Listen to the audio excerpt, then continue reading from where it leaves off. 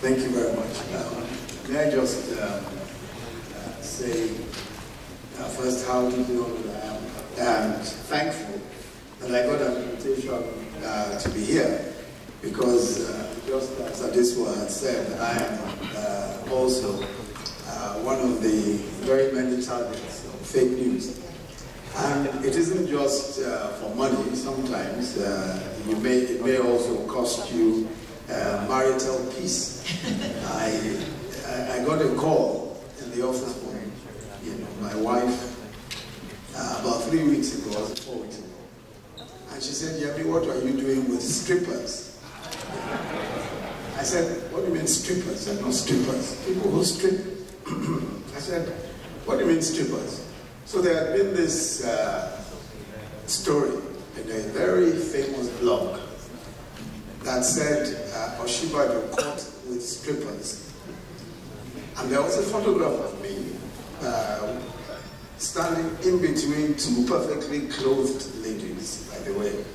But just underneath it, the same ladies, now not wearing much, were wearing very little.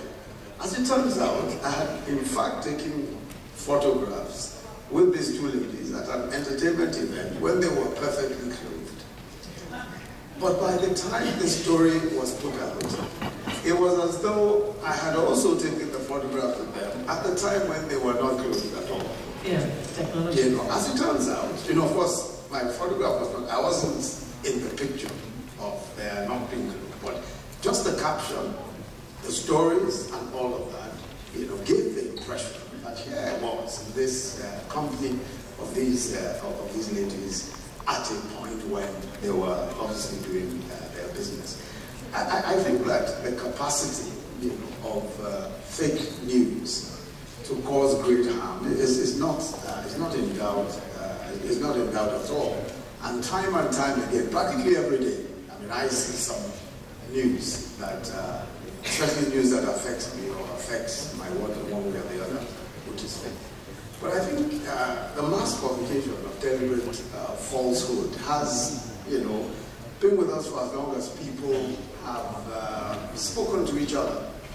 For as long as men and women have exchanged words, there has been the realization that it's also possible to manipulate words in a way that will resemble or mislead.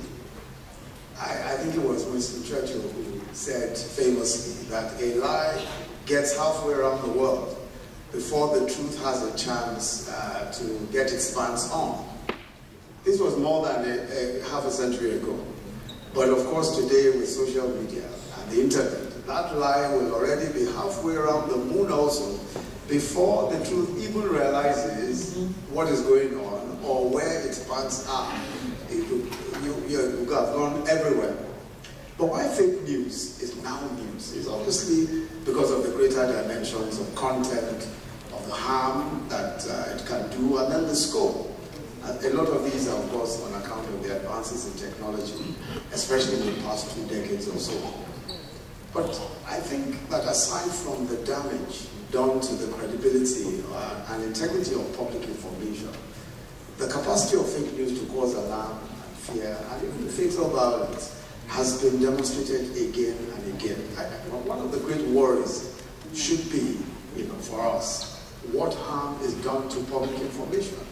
I think that the time may come, if nothing is done, when nothing will be believed, or nothing will be believable.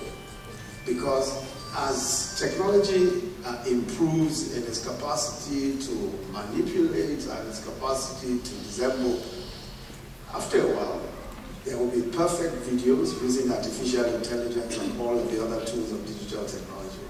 There will be perfect tools. There will just be perfect videos of people speaking, of somebody making a speech that they never made, of events that never happened. And of course, it becomes more and more difficult to distinguish between what is true and what is untrue. I think that if we discredit public information in that way, it's a massive danger for society itself. Aside from the capacity of fake news to cause physical harm and all that, I think that once we destroy the believability of public information, then really the means of communicating with each other have been solved forever.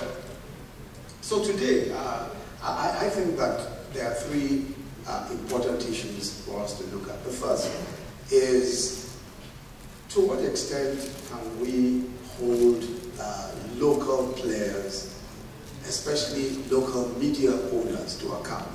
I think that what we have at the moment, usually, and I think it's been pointed out already, that I think Osinbajo pointed out that a lot of the disinformation obviously is on social media.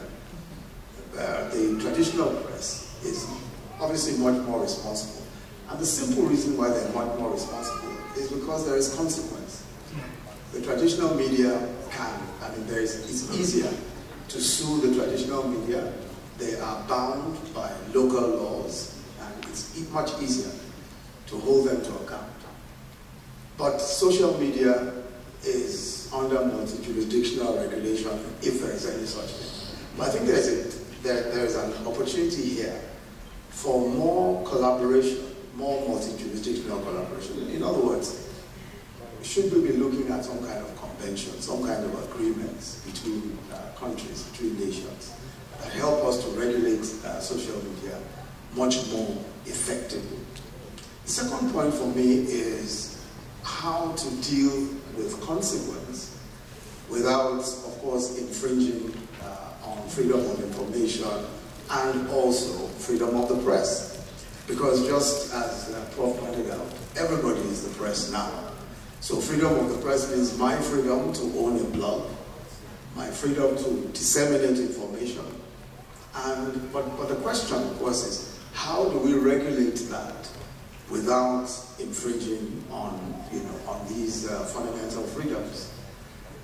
I think that at the end of the day, it will come to some kind of a balance, because really it will be impossible to regulate social media without, in some senses, substantially infringing fundamental rights, especially freedom of expression.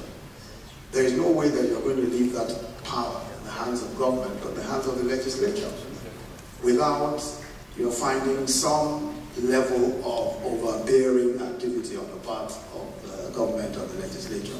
So how do we create that balance? I hope that the conversations that we have here today will help at least in clarifying some of that. But one final thought for me is really, to what extent, should we hold even traditional media to account for the kinds of information? Because today you find a lot of information from social media also going into traditional media, into print. What I find is that there is really no attempt to interrogate. I mean, if it's not even obviously false, there really is no attempt to interrogate these things. And by that I mean not just fact-checking, but also some investigation on the part of the traditional media. So, for example, you expect that if somebody says this is fact and presents it as fact, you'd expect the newspaper itself to express some opinion based on its own investigation. But what you tend to find now is that somebody says, I say this, then I'll be quoted as saying, Yemi Osinbajo said. Then the other fellow countered, and that's it. There is no independent. So the purvey of information doesn't do anything but just present these two facts. So these arguments continue forever. Nobody is able to say, okay, we've checked this out. Especially traditional, we've checked this out, this is what we found. Nobody really bothers with that. And I think that is important, that there is a bit more of that, so that we're able to come up, with some, so that the public at least is helped to make up its mind about different opinions and make up its mind about different views. And the same goes for fact, even verifiable facts.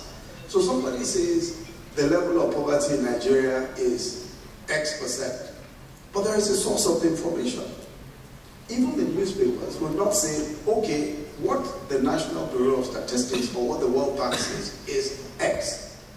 So everything becomes a controversy because those who are responsible, the interlocutors, and those who are responsible are not doing their bit by at least presenting what the real facts are.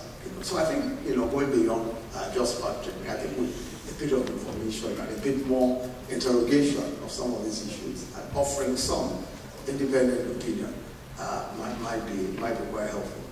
Otherwise, I'd just like to say that I think that this conversation is very long overdue, and I hope that we're able to provide some direction for the way in which we should handle this big problem of fake news. And I hope that our deliberations here will eventually at least give us some light. As Prof has said, very often it's not just a matter of there being no smoke without it. There have been a lot of smoke and no fire. Sometimes there's even no flicker whatsoever. There's nothing whatsoever. It's just a creation of the fertile imaginations of so many people. So I hope that we'll be able to find a way of resolving some of these issues. And I, of course, am very happy to be a part of whatever the conversations are and to advance this in whatever way we can. Thank you all very much. Thank you.